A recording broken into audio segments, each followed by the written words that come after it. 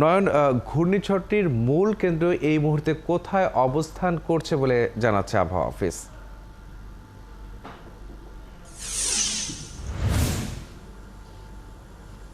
দেখুন, এই মুহূর্তে আবহাওয়া অফিসের যে তথ্য, সেই তথ্য বলছে যে মূল যে কেন্দ্র রয়েছে সেই কেন্দ্রের গতিবেগ যেমনটি শুনছিলেন 50 থেকে 60 কিলোমিটার, এবং এটি মূলত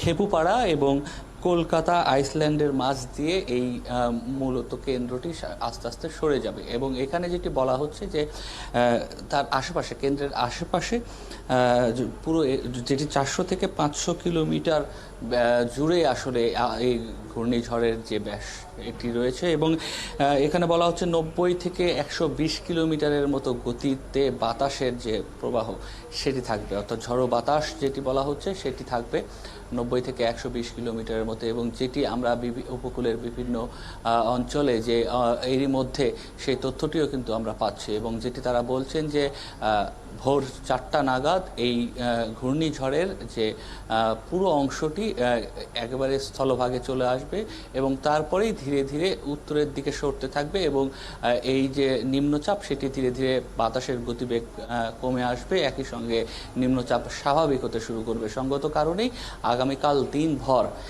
এইসব অঞ্চল সহ সারা দেশেই মেঘলা এবং বৃষ্টি, নানা অঞ্চলে নানা অনুপাতে বৃষ্টি হবে। এবং যেটি বলা হচ্ছে যে ঘূর্ণিঝড়ের যে এলাকাগুলো রয়েছে সেখানে বৃষ্টিপাতের সংখ্যা বাড়বে। এবং সবচেয়ে বড় যে সংখ্যার যে বিষয়টি, এমন একটি সময় এই ঘূর্ণিঝড়টি আমাদের স্থলভাগে উঠে আসছে যখন উপকূলে এখন জোয়ার শুরু হয়েছে।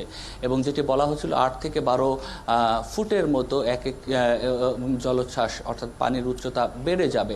এখন এই জোয়ারের সময় যদি পানির উচ্চতা বেড়ে যায়, সঙ্গত কারণেই বড় একটি অঞ্চল প্লাবিত হওয়ার শঙ্কা থাকে। এবং সেটি হচ্ছে এখন সবচেয়ে বড় চ্যালেঞ্জ এবং দেখবার বিষয় যে আমাদের যে উপকূলীয় অঞ্চল আছে, যেসব অঞ্চল এরই মধ্যে প্লাবিত হয়েছে, সেই জায়গাতে দুর্ভোগগুলো কোন মাত্রায় গিয়ে দাঁড়ায়। সেই পানি যখন আরও বাড়বে এই সময়টুকুর মধ্যে, তখন সেই অঞ্চলে যারা এখন তাদের ঘর বাড়ি কিংবা বসত বাড়ি, সেগুলোর কী পরিমাণ ক্ষয়ক্ষতি হয়।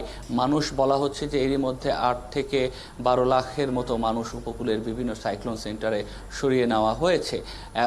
এই জায়গায় জানমালের ক্ষতির যে আশঙ্কা, সেখান থেকে মানুষেরকে নিরাপদে সরিয়ে নেওয়া গেছে, কিন্তু তাদের যে সম্পদ কিংবা স্থায়ী যে আবাসনগুলো রয়েছে সেগুলোকে কতটুকু ক্ষয়ক্ষতির মুখে পড়তে হবে এই ঘূর্ণিঝড়ের কারণে, সেটি আসলে আগামীকাল সকালবেলা যখন আসলে ধীরে ধীরে এই ঘূর্ণিঝড়টি স্বাভাবিক হওয়া শুরু করবে, তখন এই পরিস্থিতি আরো বিস্তারিত জানা যাবে। যদি এই মুহূর্তে রাজধানীর আবহাওয়া পরিস্থিতির খবর জানতে চাই, কেমন দেখছেন?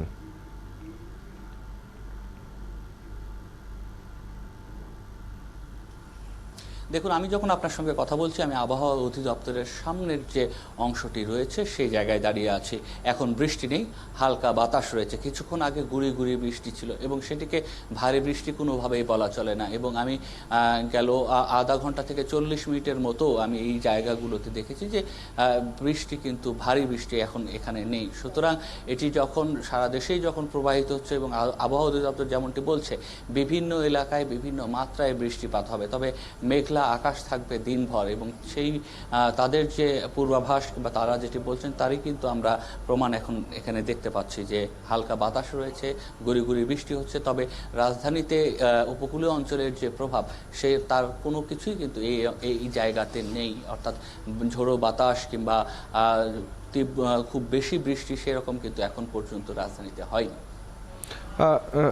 নয়ন, আবহাওয়া দপ্তর থেকে এই যে ঘূর্ণিঝড় চলমান, এটির তথ্যগুলো সবশেষ তারা কতক্ষণ পরপর জানাচ্ছে?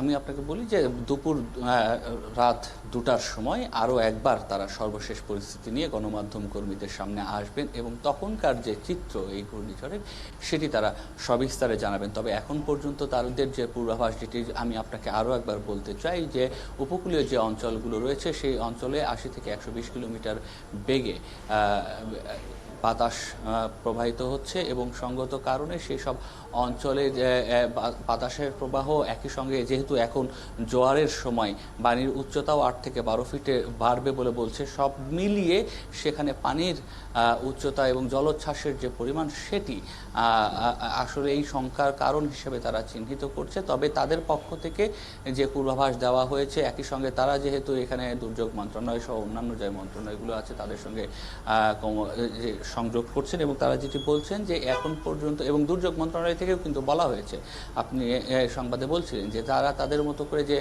যে ব্যবস্থাগুলো নেবার পূর্বেই সেটি নিয়ে ফেলেছেন, সঙ্গত কারণে জানের ক্ষতি হবার শঙ্কা নিশ্চয়ই সেই ক্ষয়ক্ষতির পরিমাণ কি সেটি নিশ্চয়ই এই ঝড়টি স্বাভাবিক হলে সেটি জানা যাবে।